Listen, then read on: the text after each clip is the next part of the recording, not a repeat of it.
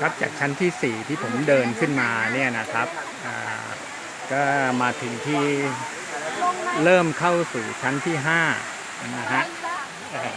เป็นชั้นถัดไปนะครับแล้วก็ผมเดินมาตามทางเดินขึ้นมาเนี่ยพอเราจะ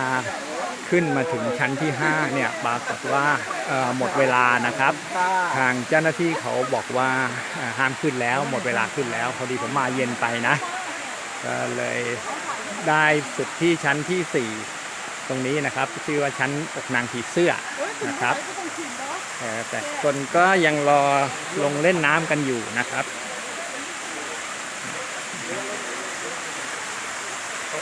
ผมเดินต้องระวังนิดนึงลักษณะเป็นเหมือนสไลเดอร์นะฮะที่ต่อจากร่องน้ำจากเมื่อกี้นะครับมันเป็นเขาถือเป็นชั้นเดียวกันนะเนี่ยฮะคนนี้เขาก็จะเตรียมสไลด์ลงมาแล้วเป็นหินลื่นๆนะครับเดี๋ยวเราดูสักหน่อยนะดูซิว่าจะลงไหม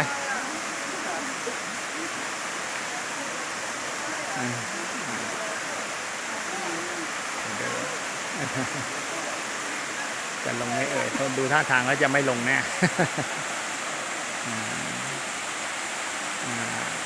น้องคนนี้เขาก็เตรียมที่จะลงไปอาบน้ำแล้วนะครับจริงๆแล้วถ้าผมมีเสื้อผ้ามาเปลี่ยนก็น่าลงไปเล่นน้ำอยู่นะ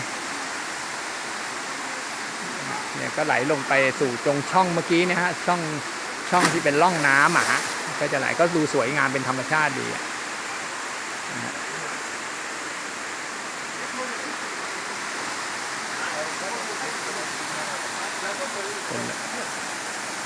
นะครับคือความสวยงามของน้ำตกเอราวัณนะครับ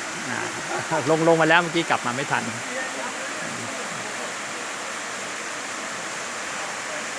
นะครับโอเคนะครับ